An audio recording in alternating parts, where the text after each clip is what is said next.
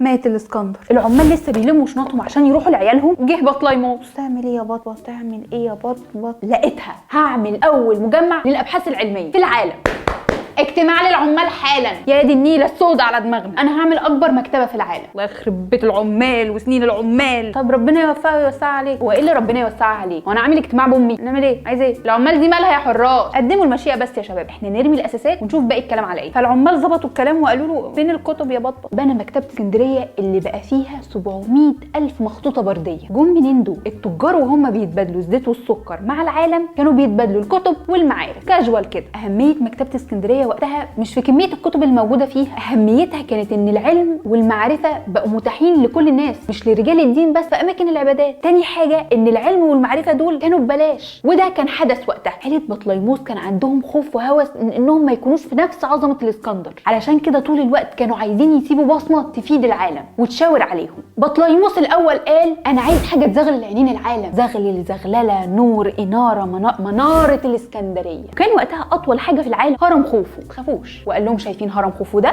انا عايز ابني اللي اخوف منه، عايز ابني حاجه تنور البحر المتوسط كله. وده لان اسكندريه كانت من اهم الموانئ البحريه في العالم، بس المشكله كانت ان الموج فيها عالي والسفن وقتها ما كانتش بتتحمل ده، فكانت بتغرق بالبضايع والكتب. بس يا حبه عيني بطليموس الاول مات وملحقش يشوف المناره، وجه بطليموس الثاني كان حاسس برضه بالتهديد وكان عايز يعلي على اللي قبله، فجمع العمال تاني وقال لهم شباب ما تخافوش، احنا مش هنبني حاجه تاني. حلو، الله يبارك لك، احنا ما روحناش من ايام الاسكندر الاكبر والله، احنا هنكمل في المناره عادي بس مش عايز نارها تطفي ابدا. نعم يا ريتك طلبت نبني حاجه جديده. والعمال فعلا قدروا يبنوا المناره بعد 15 سنه شغل، ويقال ان النار بتاعتها ما اتطفتش لمده 1000 سنه، وده لان العمال كملوا حياتهم في المناره حرفيا. اصل عيالهم كبروا ومش هيفتكروهم كده كده، فصباح الفل بلا وجع قلب، وقالوا احنا هنبات لكم فيها. اول اوفر تايم في التاريخ. العمال بنوا 25 اوضه في المناره للعمال اللي هيحافظوا على نار المناره حيه. انت في بالك طبعا ما يركبوا سبوت لايت زي بتاع الملاعب، وده لانك جاي في عصر سهل، النور اشتغل